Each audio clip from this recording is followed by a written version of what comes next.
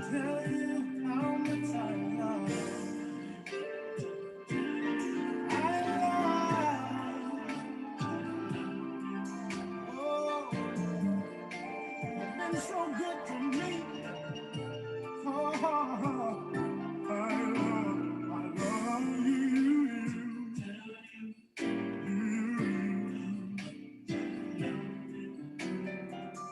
Never cease to amaze me.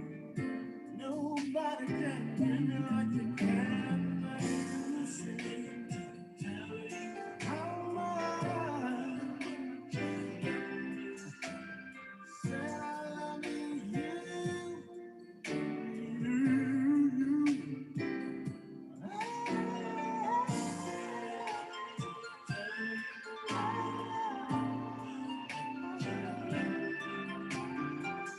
I wanna take the time to say that you're brighten my birthday. How much I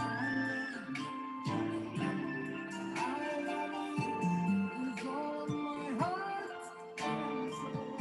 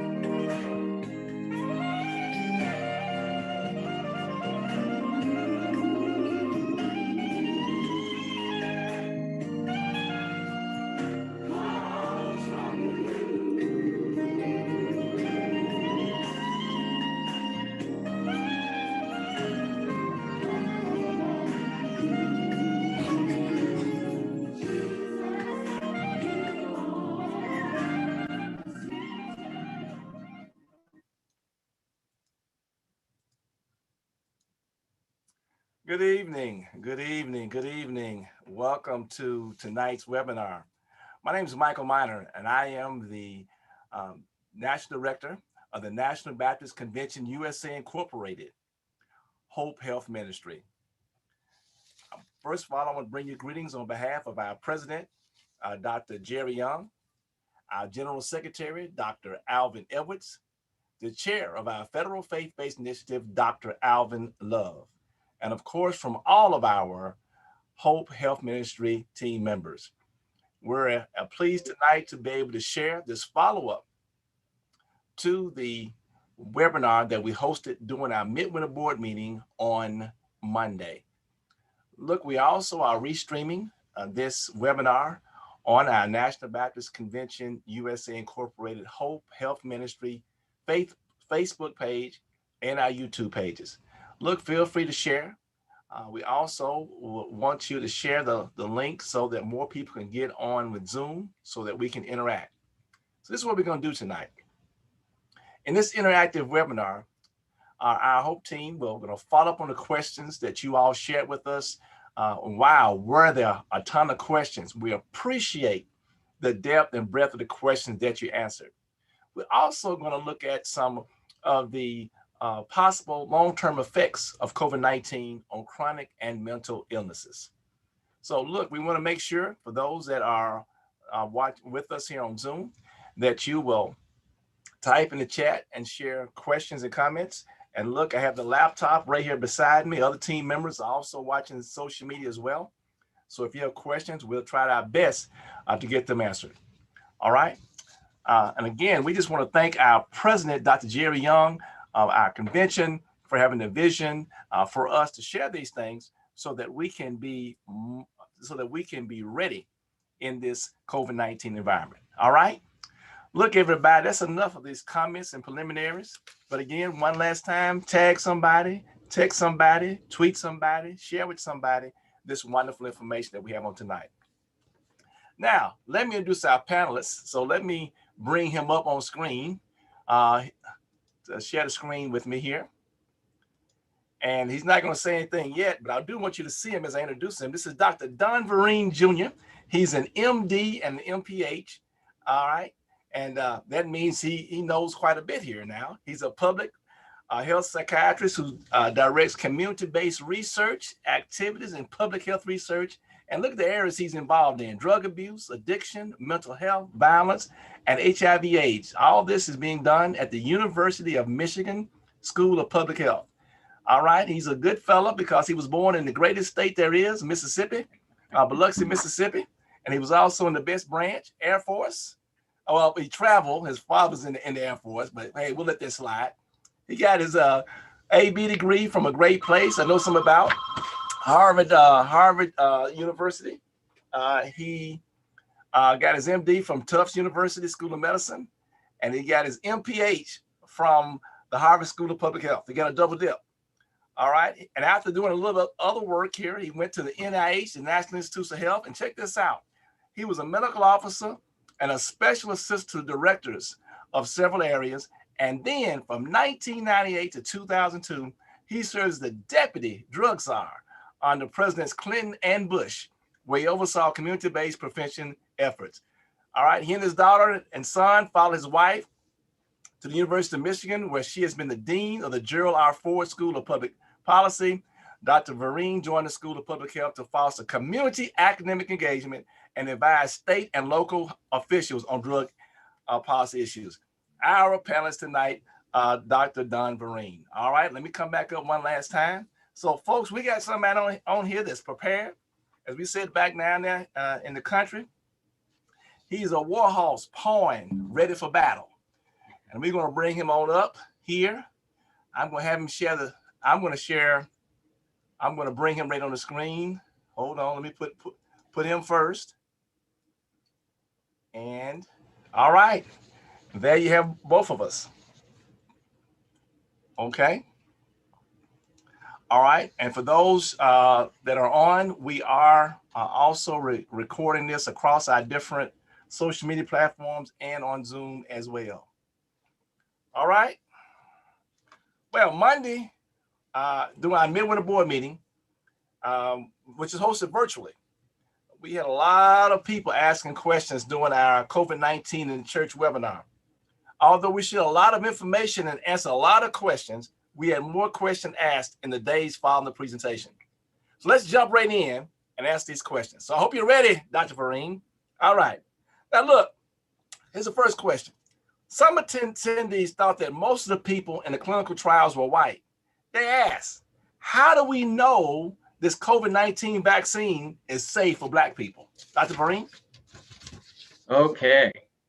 You know, that's a wonderful question to begin with, because the answer is complex. There are a number of very, very important issues that are buried in that question. The first is, when vaccines are developed, they're often tested in animals first, and they're tested to make sure that they're not poisonous, that they're just going to kill people right off.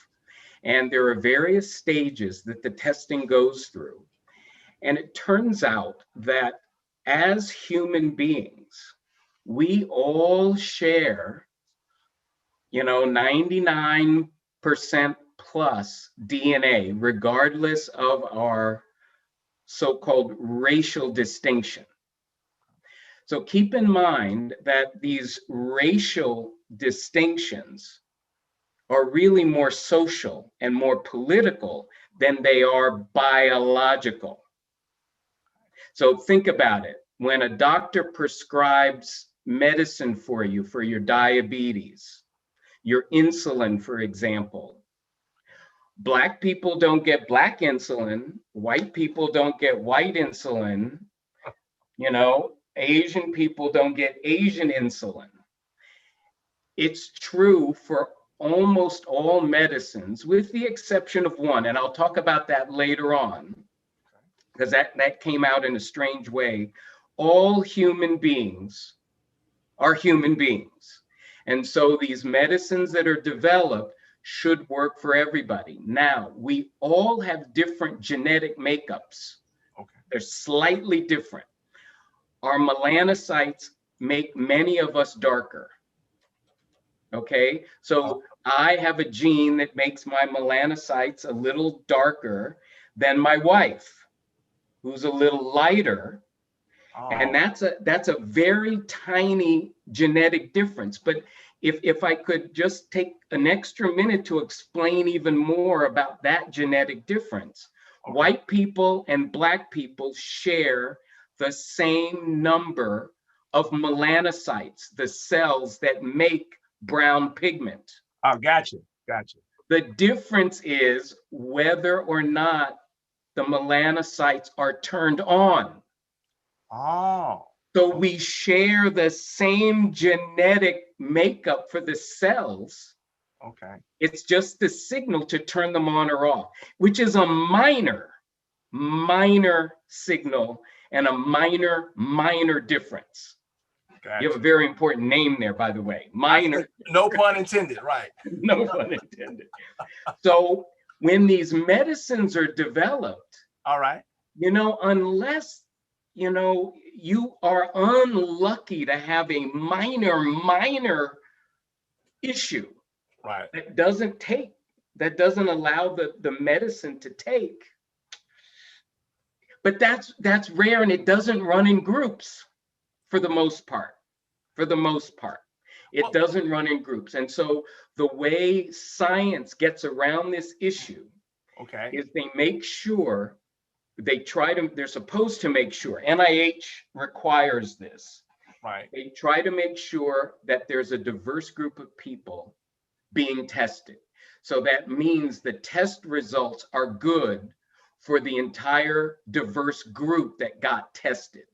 Well, look, if you only tested in white gotcha. men or only tested in women, technically the results are only good for that group. Okay.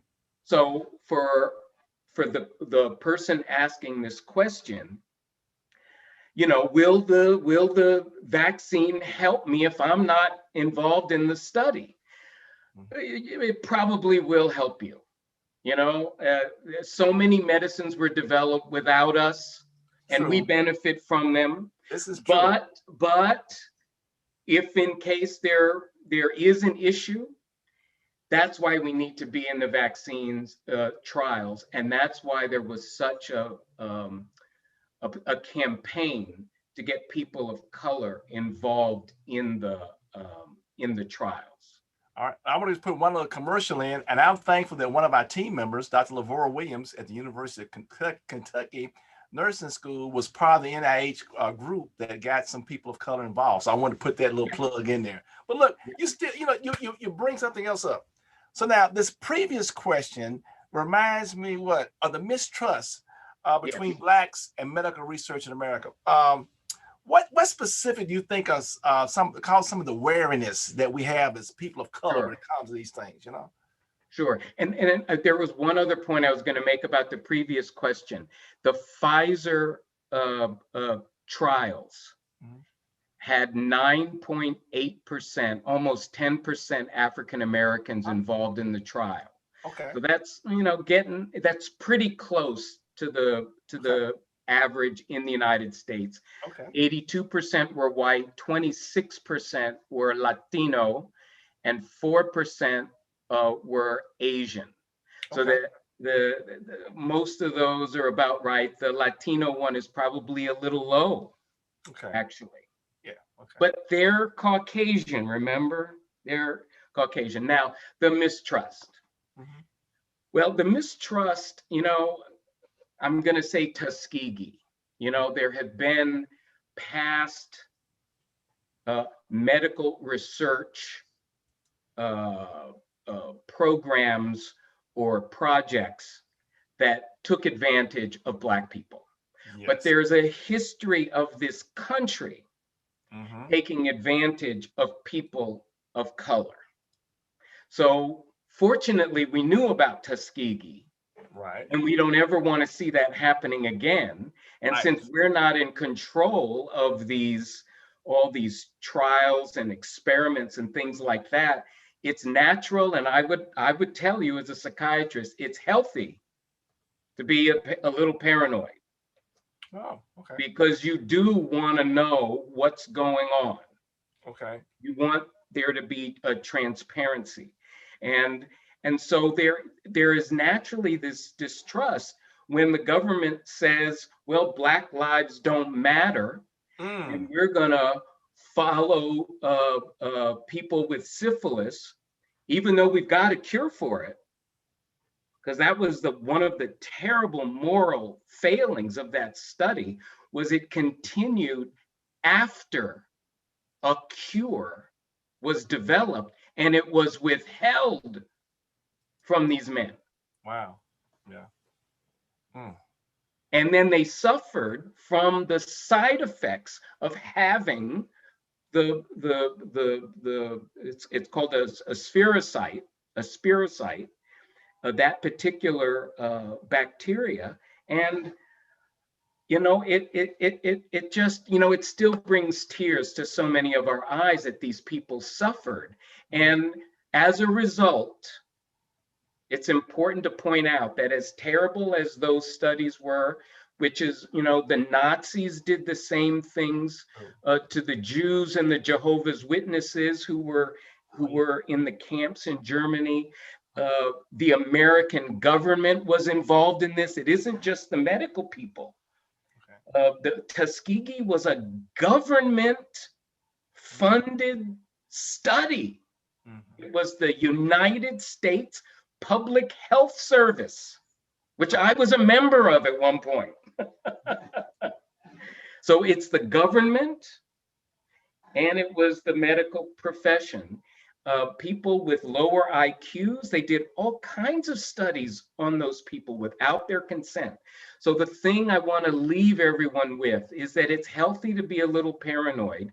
And I'm going to come back in a few minutes and talk about how some of the trials that we've been witnessing from Pfizer and Moderna and AstraZeneca, there has been unprecedented transparency. Not complete transparency, mind you. Unprecedented, wow. But unprecedented transparency. Excellent. So when there was when there was a glitch, a bad response with one of the folks who'd gotten Oh, yeah, the those are the vaccine, news. Yeah. we knew about it. Yes. And then one of the studies, they shut it down. Sure did. And everybody, when we were talking about this in Flint, people were saying, "Oh Lord, have mercy! This is terrible." And I said, "No, Oh. no, this is what's supposed to happen." Yeah. And chances are, in fact, most of the time, Mhm. those bad outcomes or those bad effects have nothing to do with the vaccine. It's something that just happened naturally in that person's life.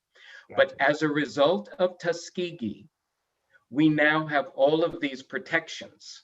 Okay. The transparency is one of them. Whenever you go and you sign all those papers at the hospital, informed Yeah. consent Exactly. Yeah. is required because of that study. And Okay. informed consent means you need to be told what good things are expected from the study, Okay. what bad things may happen to you, Okay.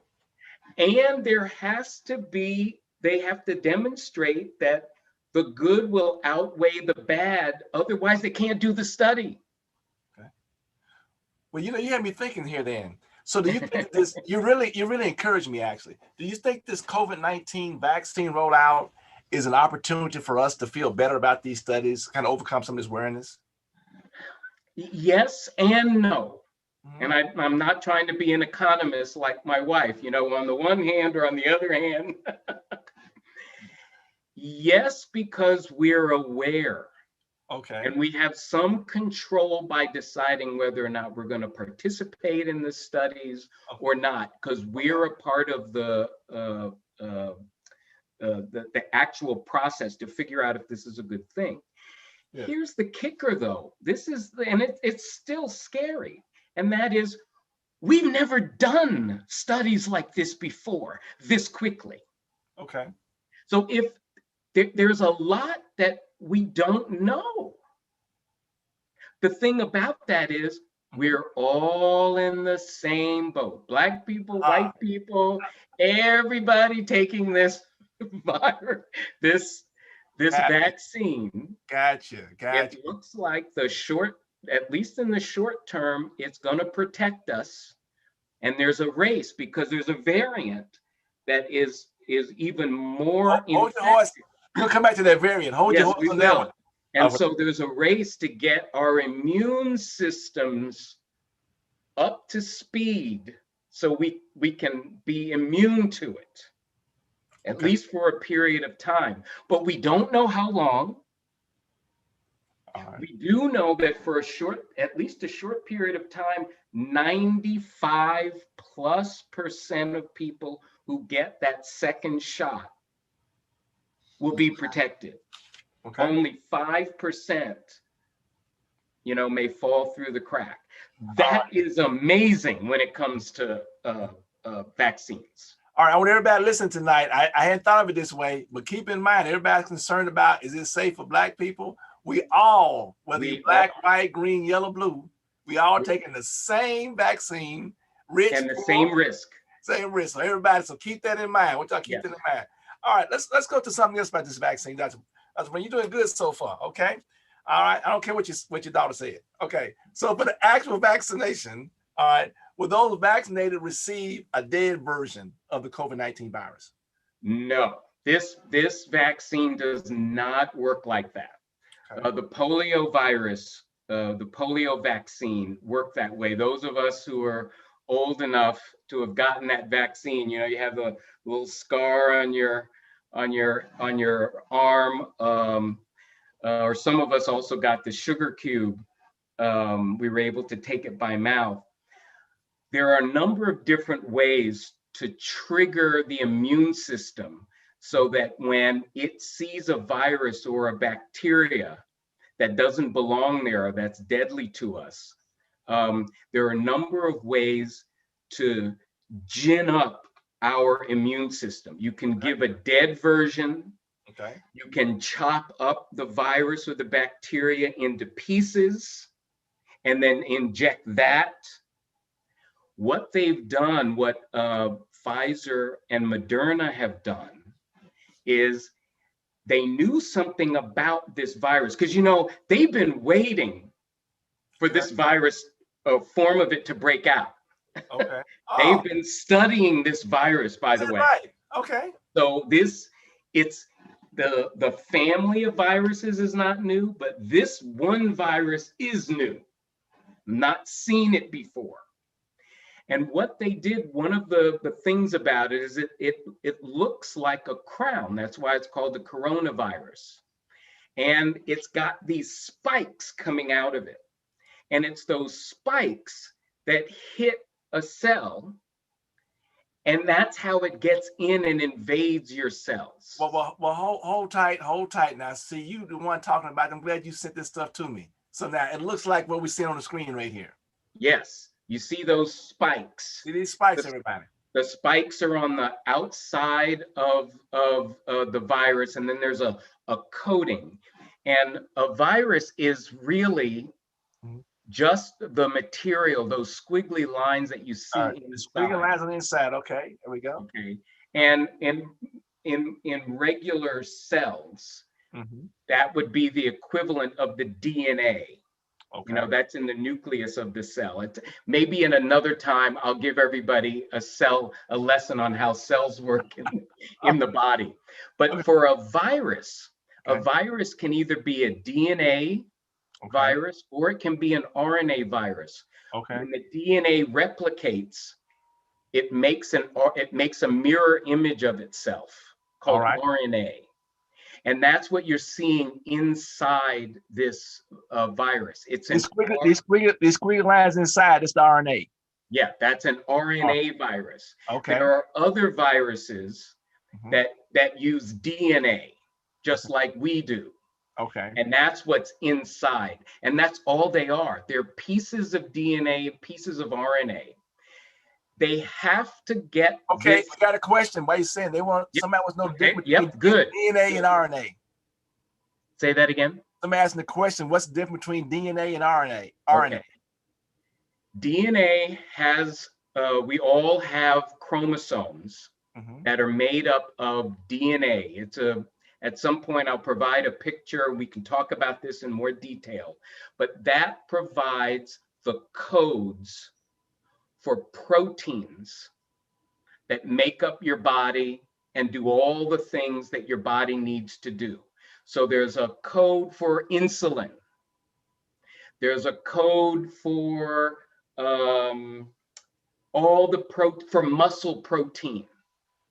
There's a code for the fluid that's inside your eye. All the things that make you you. Okay. Is embedded in the DNA. DNA, okay. The DNA, you know, replicates, and then a new cell is made. But in order to make those proteins, a mirror image of the DNA is made, and that's called RNA. Okay. That's ribosomal nucleic acid. Oh, bringing back biology days. Oh no. Yes. Okay. And the RNA is actually the signal. It gets the code from the DNA, but the RNA is the signal that makes the protein. Gotcha. And so the red part, the red squiggle, is the instruction to make the spikes for the coronavirus. And it needs to use the DNA of another animal, of another cell, in order to live. Oh, because it only has RNA, so it has to have a DNA. Yeah, because it's only RNA. Oh, gotcha. So it's a very basic piece of life. Okay. It's more basic than a single cell. Okay. Because it can't live on its own. It's a parasite. Okay. And so that code has to be replicated so that those spikes can be made, because it's the spikes. I'm going to say they pierce, but they do more than that. They pierce the cell so that the RNA can get inside the cell finds the DNA so that it can remake all these parts, but 100, 200, 1,000-fold. Wow. And when Well, look, enough of these, but look, you onto something here. So the variants that are out. So are yes, the variants, are the variants have different spikes or something? So how can you use this to help us understand why these variants are, and are these variants more deadly and crazier than this yes, other stuff? Help us, we got this picture up here. So sure. how that work for us? Let me preface this discussion about the variants with this statement. Okay. We knew they were coming. Okay. Yes, because We knew they were coming, but nobody said anything about it, though. Well, they did, but they Well, were listen. focused on other things. And by Okay. the way, sometimes things scare people. True. So they weren't telling any lies, but in this case, Okay, ladies and gentlemen, Yeah. what you have is every time this mRNA gets copied, Gotcha. it finds the DNA to make the spike, to make the capsid, the capsule that holds the RNA. Right. There's a code there to replicate the RNA itself. Every time that replicates, a mistake could be made. A mistake. A mistake in the coding. All it takes is one little, because what you're seeing there are thousands of pieces Okay. So that are codes, thousands of combinations of codes. Okay. And all it takes is one little mishap. Wow. But let me tell you this, most of the mishaps don't mean anything. Okay. But all it takes is one or the right one to change. Now, your health ministry has dealt a lot with AIDS. The HIV virus is an mRNA virus, but it mutates like crazy. Oh, okay. It's like every 5 times, I'm making this up to make the point, every 5 times it replicates, there's a change. Okay. That explains why we don't have a vaccine for it. Okay. It's changing so quickly that there's no way we can come up with a vaccine for one part that kills all of them. So we're thankful then that this particular virus does not mutate as quickly then. Amen. Woo. You have spoken the truth. Wow. You have spoken the truth. Wow. Now the variant, so far, the South African variant, the one that was discovered in Britain, they all seem to have a variant that relates to the spikes. So these little things are these little red things on the outside here. Yes, and the thing is that has to do with the entry into the cell. So when they knew about the cell and they were trying to figure out, okay, what piece of this are we going to attack? Okay. Are we going to develop our vaccine for? They picked the spikes. And fortunately, the change that's happening in the variant is also in the spikes. The inside is basically the same as the out. Okay, gotcha. Yeah, and that's why they're saying that, well, we don't know, but the vaccination should still work. Gotcha. It may not work quite as well, but there's no reason, based on what they've been able to see, because they studied the mRNA of all these, all these viruses, all these variants. Right. And so that's why they're saying, but we, we don't know for sure. And remember, we're all in the same boat. That's right. I'm keeping that in mind. I'm really keeping that in mind. We all taking the same thing. We're all in the same boat. Gotcha. And so somebody is already developing a booster. They're looking for another part of the spike to develop an attack on. Okay, but then you raise up two questions then. So question number one, this is why the Surgeon General, because I understand this is different, want us to wear 2 masks if we're not wearing N95, right? Yep. All right, and then okay. So yeah, so if it's more infectious, meaning it's not necessarily more deadly, okay. But if it's easier for you to get it, that means your chances of getting it goes up. Okay. Your chances of getting really sick, and then if you get really sick, that makes you a candidate for possibly dying. So okay. that's the way we think about this. Sometimes you get a variant and it gets in and it just takes over too fast. Gotcha. And it may not be the spike, it may be something else that gets changed. All right, so that means so far so good. We're keeping our fingers crossed.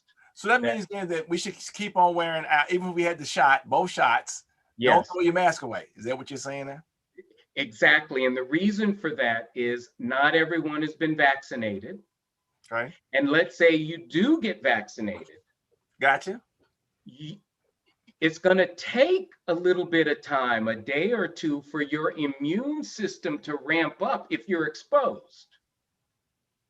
Now, there's a period theoretically in there where you may be shedding virus while your immune system is ratcheting up to attack it, to squelch it. It's like having a little kitchen fire. Oh, Gotcha. And then you have a system in your house to put it out. Okay. But sometimes those kitchen fires take off. Okay. And in this case, the variant is not. It's the kind of kitchen fire that's pretty easy to put out. All right, but now look. Okay, now you got me going now. Okay, that's okay. So for looking at that, then that means that really, if I got both got the shot and I had it a month or 2 months down the road, I can't just get happy and throw my mask off and say no, because there are too many people out there who will not be vaccinated yet. Okay. And even though your immune system is now cocked and ready to go, there's still a little window in there where you could have virus inside your nose, inside your mouth, and when you breathe or sneeze or cough, you could still theoretically hurt someone, infect someone. So I mean, a lot of grandparents now so excited because they'll be the first one getting the shot. So now the grandparents will have the shot, and then they'll take the mask off, and their grandchildren and children will come in without a mask. Say, "Well, Grandma, you all good now." So now it'd be the reverse. Grandma can give. Yes, but remember, the kids tend not to have bad cases. Okay. It's very rare, and they do get a very, very terrible set of effects. Okay. They tend not to die from those terrible, awful effects that they get that affect their heart and their blood vessels. Okay. But it's the important thing is that just because you have developed the immunity, gotcha. Not everybody else has the immunity, and there is a little bit of a window. All right, so wear your mask, wear your mask, wear your mask. Okay. And one other point about the extra layers with the mask. All right. The mask, and I'm not saying this to scare anybody listening. All right. But the mask is not perfect. But the mask makes a huge difference, especially if you combine the mask with distancing. The thing about this Zoom is, you know, I'm projecting, I've done a little bit of acting, I may be a little bit too loud. My wife can probably hear me, she's still working too. But Okay. when you project, Mhm. I could be projecting aerosols out Even 10 if feet. I'm wearing my mask like this, it's possible. Yes, Okay. yes. Some of that is going to get through the material, Gotcha. That but makes not sense. very far. So if you're wearing your mask, Right. the aerosol is only going to come out that far. Right. Because if it didn't, I would be dead because I couldn't breathe if the mask was that Yes, tight. That makes it, sense. exactly. So All that's a right. thing. And then they're saying that with Gotcha. this more infectious Okay. variant, Okay. a lot of people are wearing scarves, Gotcha. and we need to double those up. Double up. Double up. But the N95 is good all by itself if you're fortunate to get one, right? Yeah, for the most part. And then the surgical ones, pretty well. They don't necessarily uh, grab your face completely well, but nothing at least gets through the mask. Wow. Okay. All right. Look, let me get to some other questions. We're going good now. You're getting me stirred up tonight. I like that. All right. Now, will the vaccine adversely affect a breastfeeding mother? At this point, we don't know, but there's no indication so far Okay. that it would affect the mother or the baby. Gotcha. mRNA, as far as we know, is not an issue for the baby. The Okay. baby will deal with it. Babies tend to have a pretty good immune system because if you notice, newborns don't get colds. Oh, When a little later, gee, that's right. Yeah. their snot is all over the place and making mom, dad, and anybody who handles them sick. Gotcha. Gotcha. All right. Well, we had one person that went on our Hope Facebook page and asked this question. My immune system is already suppressed because of lupus. So Yep. is the vaccine for me? The quick answer is yes. Okay. So you're not getting the virus. Okay. What you're getting in the Pfizer and the Moderna vaccine is you're getting a package Okay. that has the mRNA instructions to make a piece of the spike protein on the virus. Okay. And that is released into the bloodstream. Okay. And when it's there, our immune system says that shouldn't be there. And it attacks it. And then the cells attack it, and they have a little council, and they say, if this bad boy comes back here again, All right, we got it. we gonna remember what he looks like Okay. and all that. And then All right. they store up this knowledge, and Okay. you build an immune system response. Okay. That may take a day or two to completely rev up if you're ever exposed again. But that's how that happens. This is not like polio where they killed the virus and then injected it into you, and your body would see the dead one, attack it, have your little council, remember it, I like the little and then council. go after it All right. again. But we're not doing that. So there's no danger Okay. of getting this. Well, look, what about other chronic illnesses? She mentioned thing about lupus, but what about other things? We got people with diabetes, high blood pressure, sugar. What about all those things? Well, part of the question about the lupus was, in lupus, your immune system is taxed. Okay. So it's not working optimally. Gotcha. But in this case, you can still give a vaccination.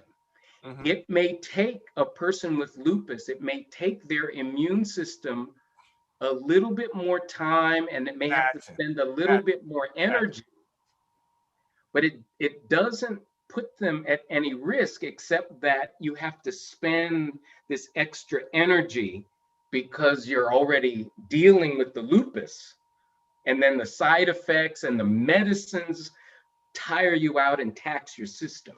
So for other chronic illnesses, it's the same thing, except that you won't be as taxed as you would be for lupus. Lupus, unfortunately, really saps so much of your energy, but your immune system still has the capability to build up an immunity.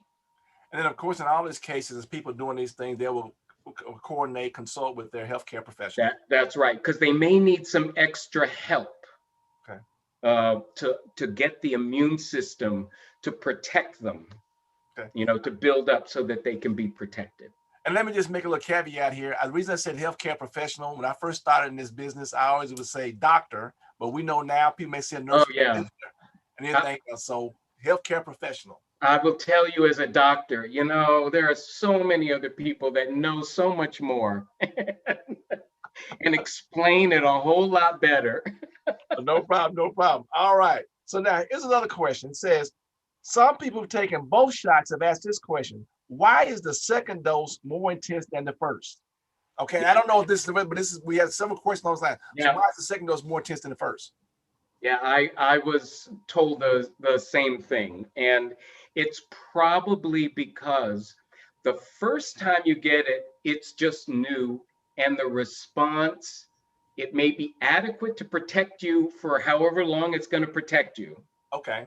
But that second dose is like an insurance. It's like, I had an example in my head of this. It's like you try something once, but you got to make sure that it caught.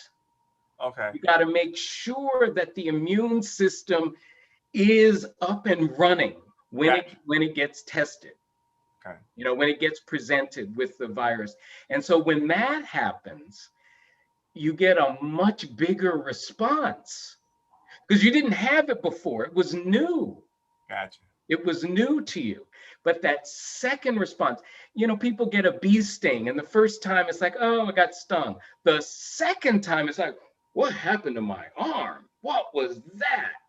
You have a bigger reaction the second time. Gotcha. That's how you know. Now, when you get the real thing, you're not going to feel as much because your body is just going to overwhelm it. It's like the poison ivy. The poison ivy. It's a whole bunch of times early on, it didn't do anything to me. Then all of a sudden, wow. Okay. Your skin changed as you got older, by the way. Well, it all happened within about a year's time, though. Yes. All right. Look, as we used to say back in the country, you learning me tonight. Okay. Same here. I'm learning too. All right. So now I don't know why they asked us this question, but I'm gonna put it out here because I don't know, but you do the best you can with it. People are frustrated at getting a schedule for an appointment for a vaccine. What do you suggest for them to do? It's a very, very good question because all this positive expectation has been pushed on people. Oh, we got the virus now, and now you can't get the vaccine. We got the vaccine. Vaccine, right. And now you can't get it. Well, first of all, it's important to face facts. Okay. Our government failed us because they told us that it was out there, but they didn't do anything to make sure that once it was made, it got into the refrigerators, it got into the trucks, that they knew where to take it in the states. Gotcha. Okay. That's where our government absolutely failed.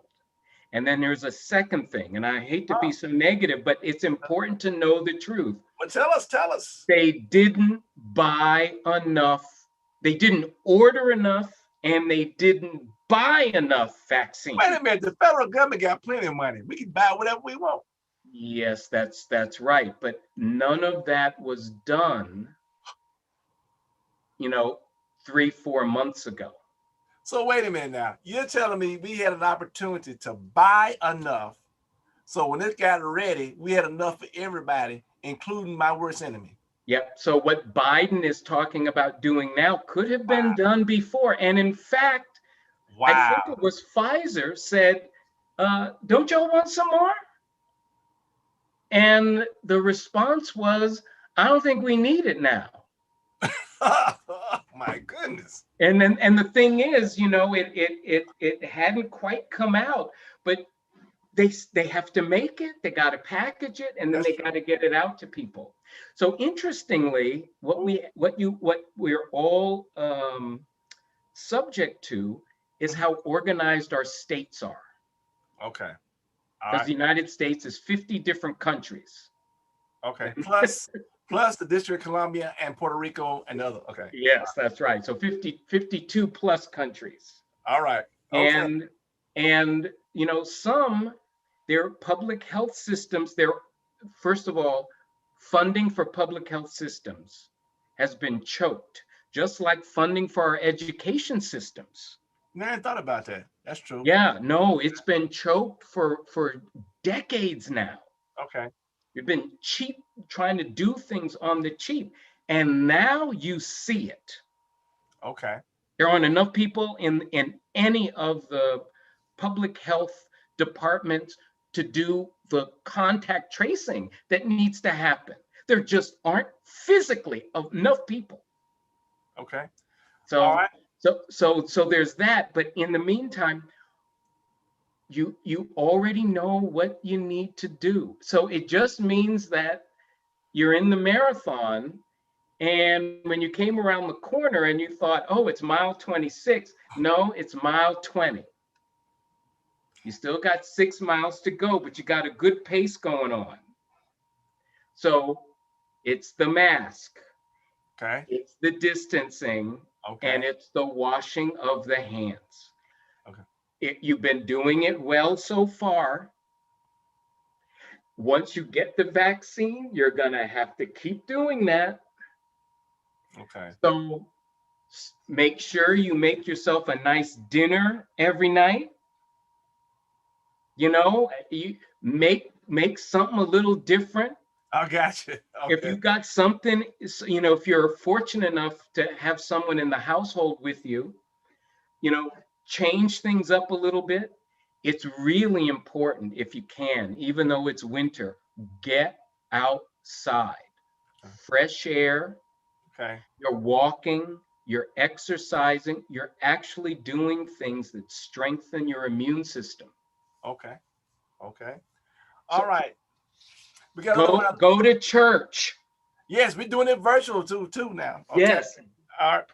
All right. So now we got some questions about this new vaccine that's talking about now. We know that Moderna and Pfizer COVID-19 vaccine require 2 doses. Yes. What about the efficacy of the Johnson & Johnson one-shot COVID-19 vaccine?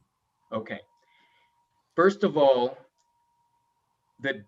one of the main differences and why 2 shots may not, it looks like doesn't have to be done, is because the important information for our immune systems to get revved up, the delivery system is different. Okay. So with the Johnson & Johnson vaccine, okay, what they've done is they've taken a real virus, one that causes a common cold. So it's a virus that we know. The common cold and the COVID are the same family, kind of. Well, this is not a coronavirus. This is an adenovirus. Okay. I should have put a picture of the adenovirus. It doesn't have a crown. Oh, okay.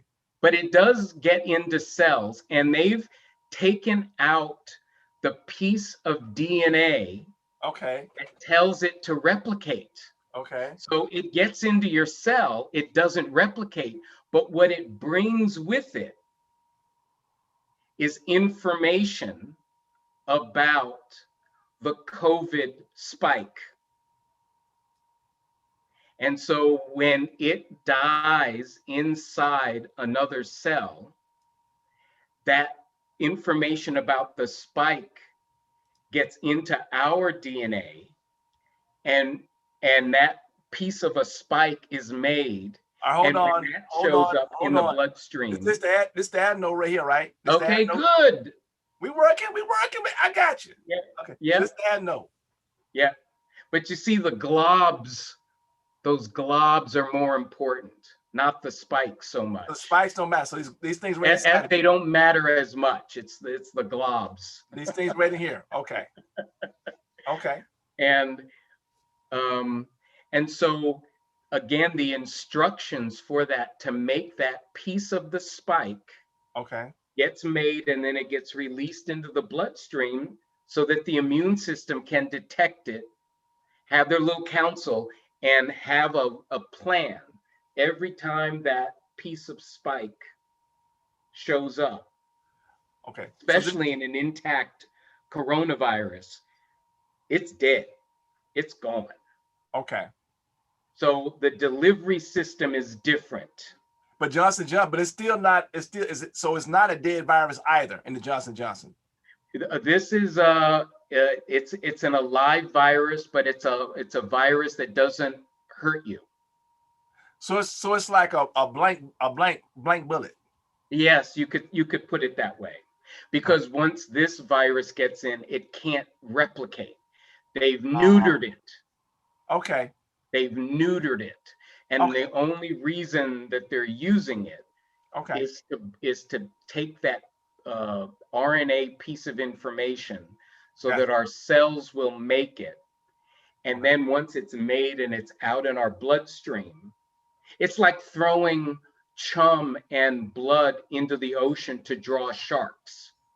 Ah, gotcha. It's the same concept. So all we're doing is finding a piece of the virus that could kill us. Okay. And using that piece to make our immune system ready to go. All right, so protect us from it in the future. Now, I've heard, and you hear a lot of things, that's why we're glad to have you on as an expert in the field, that unlike the Pfizer and Moderna vaccines, this is only, the Johnson & Johnson, only about 60% as effective as others. Yes, and that's where most of the vaccines that we've gotten, that we've used in the past, that's where they are. The Moderna and the Pfizer, it was unheard of to have 95% effectiveness, but you got to get 2 shots for it. Okay, so now if we're given an opportunity, I'm just in hypothetical. Yes. So you got a choice and look, okay, you can come over here and get your Johnson & Johnson shot tomorrow and twice on Sunday, or you can wait another 3 months and get the 2-shot Moderna or Pfizer. So you get the one right now is 65%. Now, you know what I always say, talking about marriage and stuff. Yes. Don't get Mr. Right, not Mr. Right now. I'm in the same kind of mentality. So now, so if we in that situation, because Johnson & Johnson's vaccine will be out pretty soon. Yes, sir. What's the scoop? It's a tough call. It's a tough call. I think if I were on the front lines, taking care of COVID patients every day, all right, I would probably take the first one that came along. And if the first one was the Johnson & Johnson, I'd take it. But then, could I come back and take the other one after that? Probably yes, because remember, you're probably old enough to remember that there were 2 versions of the polio vaccine. Yeah, sure was. The Salk and Sabin, right? That's right. One was a shot. Hey, look at that, Mom. I still remember. Hey. And one was in a sugar cube. The other one you could actually eat. Yeah. And I got both. Okay. All right. So the thing is, we've just not tested things well enough yet to know if one or the other. It probably will be okay to get both. But you ask me the question, and that's what I would say. Otherwise, I might wait for the 2-shot one, because there's more of a chance, 30 extra percentage points, that I'll be good to go. Yeah, exactly. So it's something to talk about.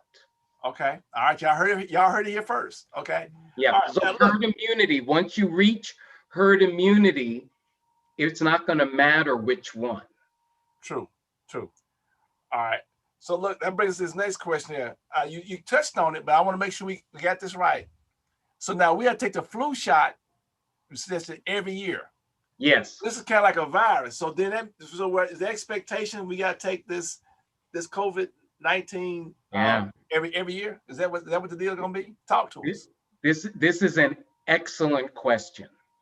Okay. The flu virus, remember what I was saying about the HIV virus? Okay. The flu virus, Mm-hmm. it changes every year. And there are so many different types of flus. Okay. So what they do is they get a mix of the most recent ones. Okay. And then they figure out a vaccine that protects you against most of them. Okay. And then they give you the vaccine, but they have to do it every year because the flu virus changes so much. I remember I was talking about mutations. It changes too often. Okay. And there's a whole family of them that can infect us and cause illness in us. Okay. So with COVID, it doesn't change quite as much. Okay. And it should last for a while, but we only tested this to see how people did for a couple of months. True. That's why we have an emergency authorization, because it's not approved yet. Because that's one of the questions that you could have a partial answer to if you did the full set of tests. So I'm not trying to alarm anybody. So really, a year from now, we could be all right, it's all good, or we could be like going to another flu season, but maybe not as bad because we still have some kind of partial immunity to it. Yes, but keep in mind, we're shooting for herd immunity for this one. Okay. We don't quite get there with the flu because it keeps changing every year. Gotcha. So with this one, if in the next year, more than 60, 70, 80% of folks can get vaccinated, we could actually relax a little bit because it won't be you won't see it as often as the flu virus. Okay. And look, just to warn everybody, we were going to end at 7, but we have more questions coming in. As long as Dr. Vereen, yep, I'm good. Go with us. And thank you all for the questions that's still coming in and whatnot. We appreciate everything that everybody's asking us. I think we got a new star here. We're gonna replace Dr. Fauci. Yeah, well, the challenge is not to be too technical and to actually try to have a conversation. You ask the folks in your congregation and folks are asking very, very good questions, and so they deserve a response. All right. Well, the next question on the list is talking about, are there additional recommended vitamins? A lot of people about taking vitamin C and stuff like that can help you build up your immune system. Yes. Let me just say blanketly, it's important to eat a really good diet. If you're already eating well, okay, then you're fine. What they did find early on in this pandemic was that people who had a bad course or died had low levels of vitamin D. Vitamin D. Yeah. Interesting. I never heard that. Okay. Yeah. And so in the wintertime, I'm up here in Michigan, sun doesn't come out all that much. Yeah. Even though I'm dark and, I can convert vitamin D pretty well. Every now and then my level, even though I take a multivitamin in the winter and most times, gotcha. It's not enough unless I'm outside in the sun. Okay. So that's partly why I was saying earlier, people were asking, oh, what can we do? It's Got it. like, go outside, be in the sun, open up your curtains, lift up the shades, Let the sun shine let in. the sun shine in. Okay. So that's one thing that they noticed. Vitamin C, most of us get enough of that, Right. every Everything you day. drink has vitamin C in it these days. Yes, yes. So we get enough of that. Okay. And vitamin C is used by white blood cells to kill other things. Okay. It uses the ascorbic acid to kill other things like viruses. What about zinc? Is zinc helpful as well? Yeah, zinc is used for they're used in proteins to Okay. help with chemical reactions. Okay. So when you're breaking down sugars, when you're breaking down fats, when you're making things like insulin, Okay. zinc is a part of the proteins that are used to make other things. They're part of catalysts and other things like that. That's why I'm saying eat a balanced diet. One of these is not going to be a magic bullet. Okay. All right. They're all important. Right. And look, somebody's come just asking, will the vaccine, this is from Facebook, Yeah. adversely affect a person taking chemotherapy drugs? Well, with chemotherapy, often your immune system is depressed. Okay. Just like we had a person who shared with us Oh, that she had lupus, lupus. Gotcha. Gotcha. and it's depressed. The Okay. thing is, these vaccines Mhm. are trying to gin up your immune system Okay. to fight the virus. If it takes a little longer, it takes a little longer. Gotcha. So it shouldn't be a problem. But again, there were no tests put in place to answer that specific question. Okay. So it's a best guess. And our guess is that if you're taking cancer treatments, you're at risk to get this virus. True. So, And you're probably better off, taking the vaccine so that you've got more protection. okay. All right. Okay. Look, we got one more question. Then get ready. We're going to your mental health discussion in just a second. But the other question is that people ask us, even though young people are don't really die a whole lot from COVID-19, but what about the long-term effects? I think this question comes back from that basketball player down at the University of Florida. I guess he got fell out and now they wonder about his heart. So Yeah. even though maybe now it's no big deal, but they get my age, your age, and other folks' age and whatnot, will they have something crazy bad to look forward to? Yeah, these patterns are important. First of all, young people seem to have a lot of asymptomatic presentations when they're infected with the virus. Okay. But many of these younger people, their 20s, and then a few of the older ones in their 30s and 40s, Okay. what you're seeing in them are blood clots, Ah. strokes, Huh. Okay. heart problems. Okay. Again, we're seeing it more in that younger age group than we are in the older folks Okay. or in the really young folks. Gotcha. Gotcha. And so this effect in the blood clotting system, people are working on that to try to understand what is the virus doing to make your blood clot more. Because when you're 30 years old and you're having a stroke, that's not supposed to happen till you're older. Okay. And All right. so the biology of the virus is being learned about from these patterns that we're seeing. Okay. So the athletes, there seems to be the big symptom for them is some effect on their heart, Okay. sort of a carditis, an inflammation of the heart muscle. Okay. And that's devastating to an Yes. athlete. Yeah. I mean, they need their hearts. I All right, mean, it's over with. It's over that's with. what makes them go. Right. And Right. so Man. in many of the programs, that's what they're looking for specifically. Okay. The young men are getting tested, and then they're getting ultrasounds.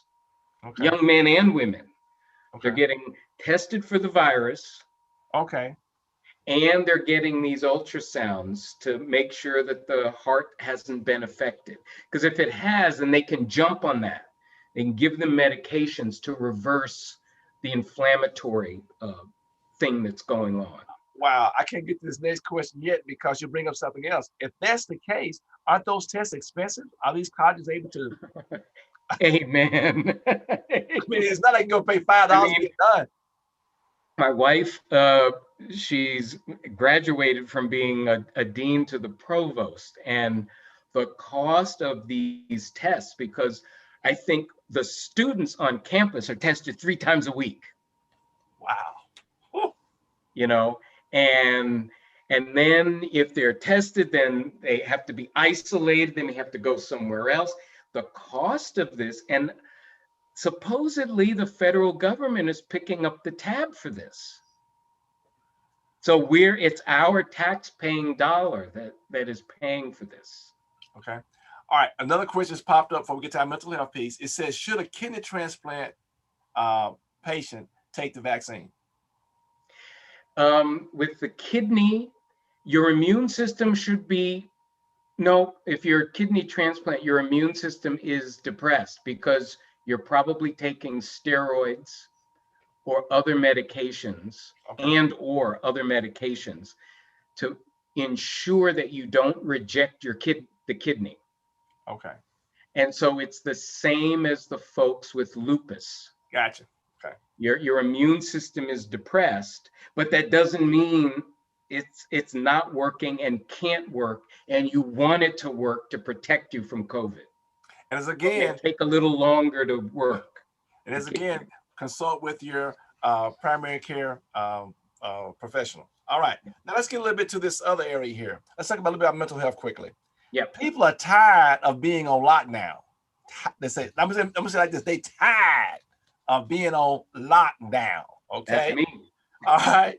What are some coping skills for individuals or families to use to strengthen mental health during this pandemic? Yeah, the way I would think about this is look at what the virus has taken away from you. Okay. It's taken away fellowship. Okay. Probably most importantly. We're staying inside, although we could go outside, but we're staying inside more. Okay. We're not moving as much. Yeah. I didn't. That's that COVID weight, right? Yes. I'm in this office, 8-10 hours a day. Okay. Okay. Now I stand now. I see. Yeah, I stand. I bought a desk to stand, but I got one on the way. I ain't told my wife yet, but I got one on the way. Yeah. And so the fellowship and the things that are missing, are there things that you can do to reverse those? Gotcha. So, so many families, they don't always have dinner together. Somebody makes the food. At my family, it was me. Okay. But we always sat down for dinner, but not, people have different schedules. The kids have sports, but they don't now. Create some new traditions, but not just because it's COVID. I mean, it's fun sitting down to dinner. And like I was saying before, trying new recipes. My wife's birthday was 2 days ago, and cooking something that you would have at a restaurant. And by the way, I do that anyway, because I never buy a steak at a restaurant, because I can go out and buy a nice steak and make it myself. Gotcha. So I made a lobster bisque. Wow. And it took less than an hour to make. It was not one of these things where you're cooking all day, but go outside, because you're not going outside. I mentioned the vitamin D. Okay. Walking is an incredible exercise. Okay. So with your family, when was the last time you held hands? Go outside, hold hands. I never noticed that tree. Okay. I didn't know that there were birds flying around in the wintertime. We should buy some bird seed. Okay. So it's the fellowship, it's eating well, but doing it in a deliberate way. Okay. I try to spend more time calling folks. Okay. So you stay in touch. I'm probably a Not little bit, texting people, but calling folks. yes, calling them. I Okay. used to do that a lot. It helped my blood pressure to come down if I called a friend or something in the middle of the day. And then I got away from it. And now I do it. And it doesn't have to be Zoom, Okay. but talk to a new person every day. Okay. There are some aunts that I should probably be calling every week. And I kid them. I said, Auntie, you're getting old. They say, boy, don't you, you old too. No, so it's anything to reverse the loss of fellowship, the Reverse. I like loss that. of activities. All right, Pastor. Reverse the loss of fellowship. I'm writing that down, actually. Yep, and they're all there. We take walks with our friends, Okay. because outside you're less likely to be exposed to the virus. Okay. You can take walks through the neighborhood. We'll say, hey, I'm gonna stop by when the temperature reaches 40 degrees, which means 2 or 3 in the afternoon, and you come out and you have a little meeting in the front yard. A meeting in the front yard. Yeah, I have done that. I take some of my phone calls. Okay. I will take them and I will walk around the block. Gotcha. I'll be on the call, but I will be outside breathing fresh air, walking, exercising, and getting my work done. Okay. It's kind of like when I go into that church office, I print to the back printer. I have to walk. It's a 26,000 square foot building, so you know how far that is to walk. Okay. Yes, but we all, in the wintertime, there are not pretty flowers and things. Right. But if you're with someone, okay, that gets enough of the prolactin and other things going on to make you feel at least like you almost got a hug. Gotcha. All right. And I got in trouble. I guess my wife misunderstood me. I didn't say I was getting her a new desk. I said I was getting a new desk. This one. I now I'm in more trouble. But anyway. Well, you can share it. Yeah, we'll share it. Okay. All right. Okay. All right. So one question. So we got a question from Zoom here. When you go outside to walk, should you keep your mask on?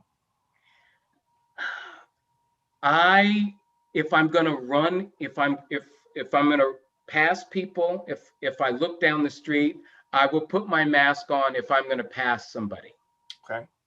If it's just me, if I'm walking in the middle of the street, for example, I won't put my mask on because I'm not exposed. I'm getting in the fresh air. It's much less likely when you pass somebody, unless they cough at the exact point when they're standing next to you. Even then, there's so much fresh air that everything gets dispersed. Okay. That's why they have to close the restaurants, because the air is not moving and you're so close to so many other people. Yeah, I never understood that. You walk in with a mask and take your mask off. Yeah, and you have to eat, so that's the problem. But in the church, for example, unless there's good ventilation, even if you have a mask on, Oh, that's so true. many, unless you're socially distanced, Gotcha.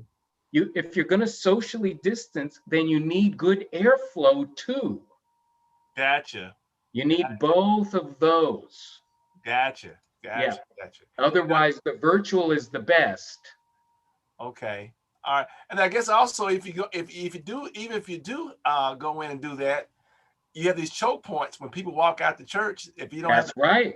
y'all, you were spaced Yeah. out, y'all get close together. Yep. That takes some planning. So it's like at the end of the wedding or the end of the funeral, Gotcha. they let you out row by row. But you know, we're black people. When this says time to go, No, I know. we're jetting. It's out of there. All right, look, you know, we didn't exactly cover the slide thing you have, and these are all the questions. Is there anything else? I know some things that maybe on the slides you want to show. We have covered way more than we expected. Look, okay, well, that's good. If anybody's got other questions and whatnot, I've learned some things I didn't expect tonight. So if there's anything else that we got, I'm looking across, and we've got a tremendous response across all our social media platforms. Unbelievable tonight. There is a question about an individual who is highly allergic, they have anaphylaxis. Should they take the shot, the vaccine? Yeah, that's another very, very good question.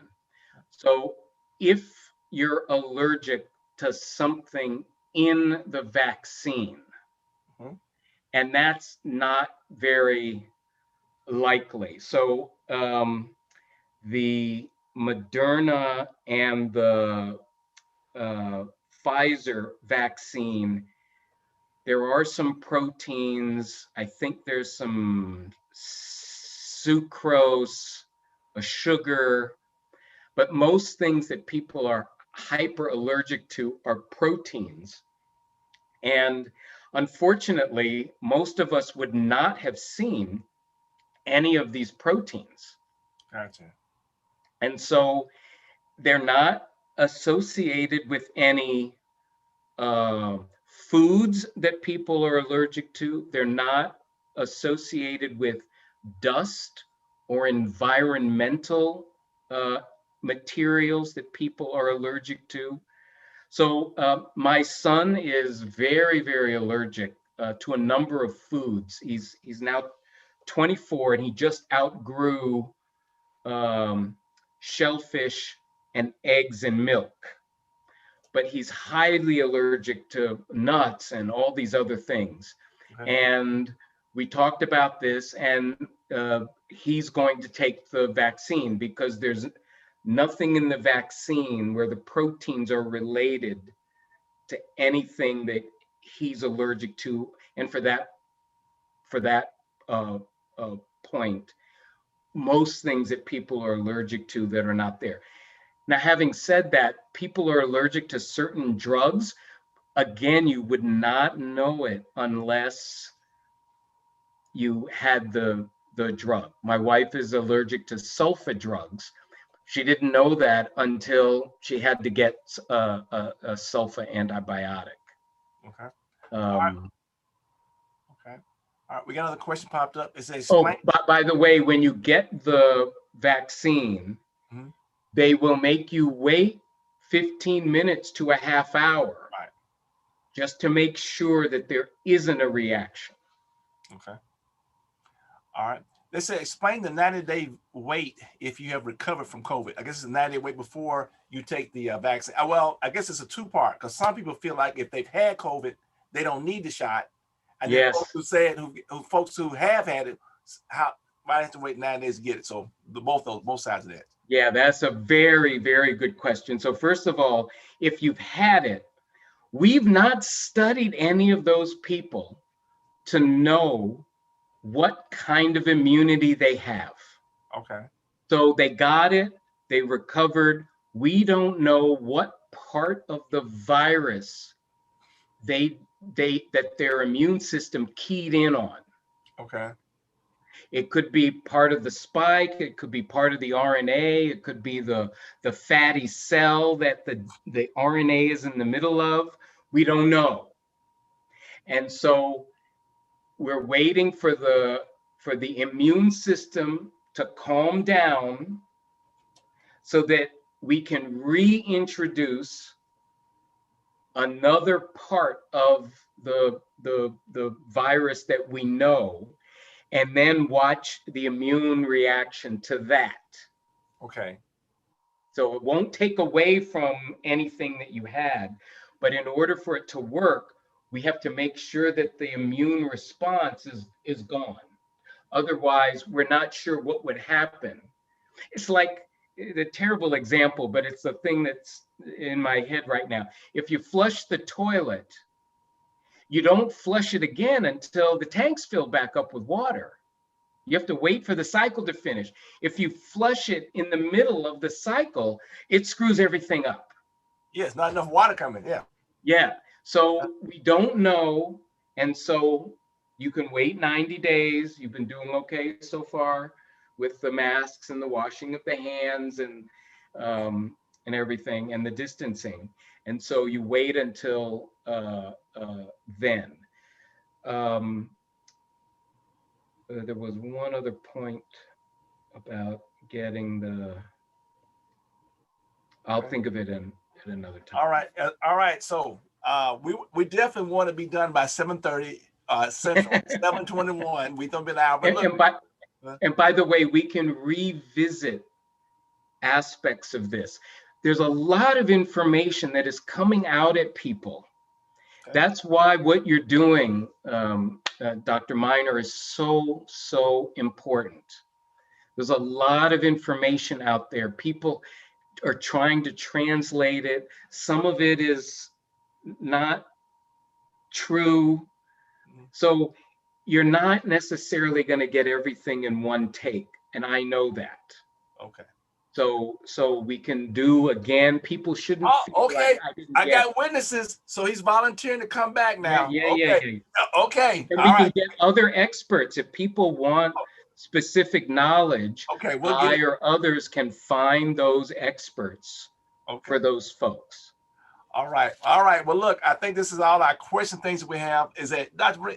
Vereen, is there anything else that you would like to share before I come with our closing remarks and everything? And look, it's like church too. I want to remind everyone, please complete our survey. Even if you're on Facebook, we posted it there. Complete the survey. We'll know how we're doing about the webinar. So Dr. Vereen, is there anything else before I come back with our closing remarks? Yeah, I'm going to add something that actually has to do with politics. I said some things that sort of pointed the finger at our federal government. That wasn't so much politics. I was stating a fact that the government let us down. There was a question that you sent me about, well, what about China? Oh, you know, yes. What about China? What did they do? Wow. Well, the dictatorship there says, you know what? We're on a lockdown. No discussion. And everybody's going to get tested. And we're going to trace. So that's the difference. It wouldn't work here in America.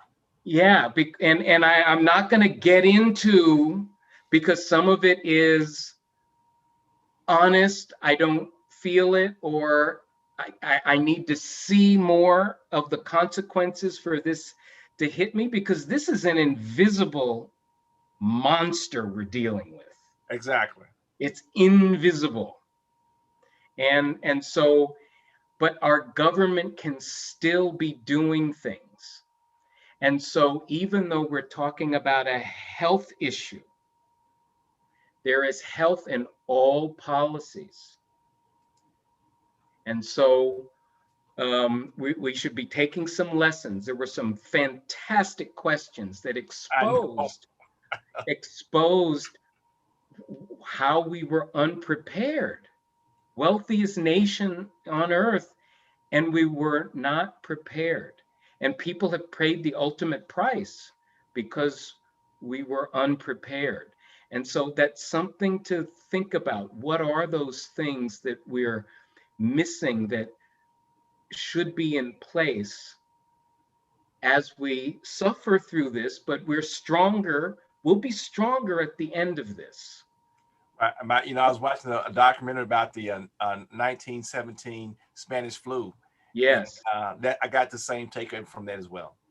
Yeah. So we'll get through this. Okay. But we need to be prepared as a community, as the American community, Okay. as our community, in North Mississippi, South Tennessee, our Black community. So let's not forget what needs to be in place for the whole community. That includes research, that includes all the things that we've talked about. Okay. All right, everyone. Look, wherever you are, you can do this where you're at, or you can put your little things up there. And we want to thank Dr. Vereen for just enlightening us. So thank you, thank you, thank you. And look, nobody, so we're going to give him one more. I'm going to remove my spotlight so we give him the full spotlight. That's him. He's there in his home office.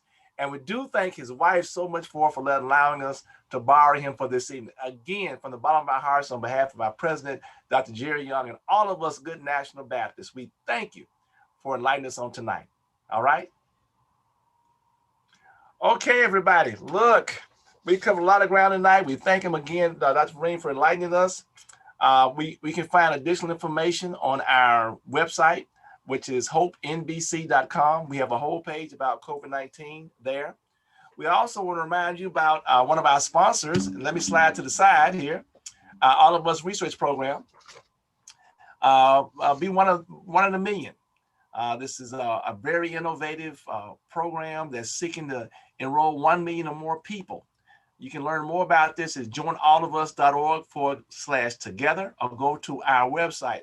I'm enrolled, I'm a part of it, and things like we're doing with now with this COVID-19, as we're going through this process with this All of Us Research Program, we'll find better and more creative ways of getting things done. And I'm hoping that my team members in just a second here, before we leave, have their mask on so we can highlight our All of Us Research Program. If not, they can always turn their cameras off.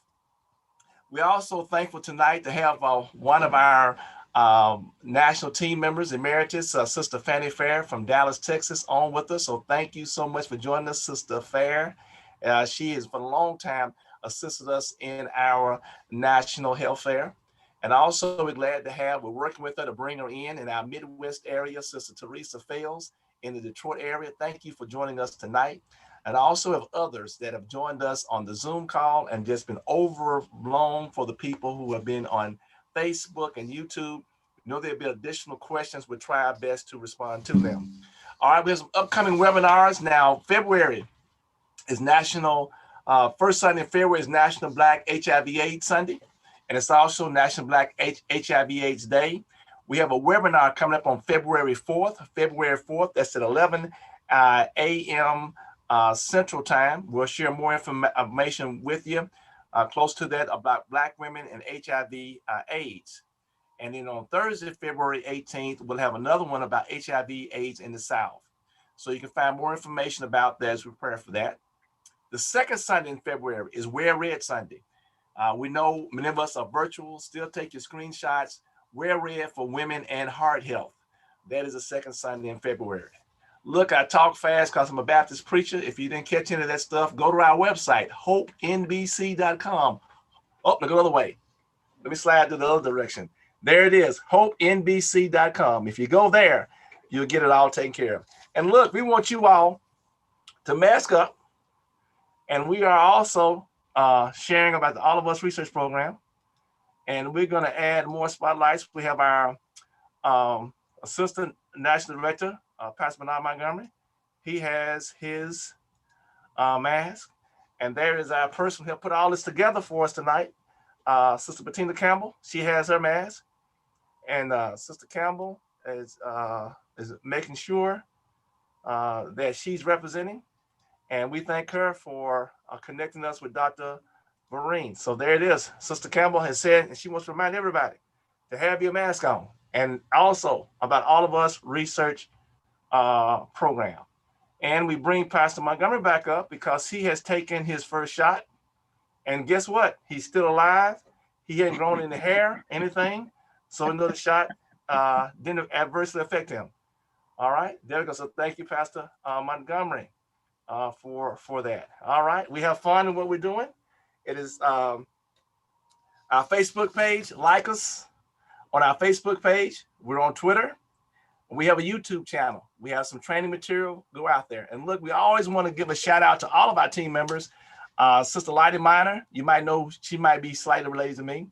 Pastor Dexter Moraney, Sister Ellen McKnight, Sister Dr. Felisa Washington, Minister Geraldine Moore, Dr. Desi Levy, Sister Linda Copper, Sister Loretta Miller, Dr. Lavora Williams, and Sister Michelle Johnson. We thank God for our team. And once again, we do acknowledge our president, Dr. Jerry Young, who has us envisioning the future exceptionally. We thank you all for joining us. And those that are on Zoom, we will just stay on for a few minutes for a wind down. So just hang out. But for all of you all that are watching us on our Facebook and YouTube channels, we just been overblown by all of you all for your questions and for your support. And again, we want you to stay safe, wear your mask. God bless and God keep you is our prayer. Thank you for joining this webinar produced by the National Baptist Convention USA Incorporated, the nation's largest African-American denomination.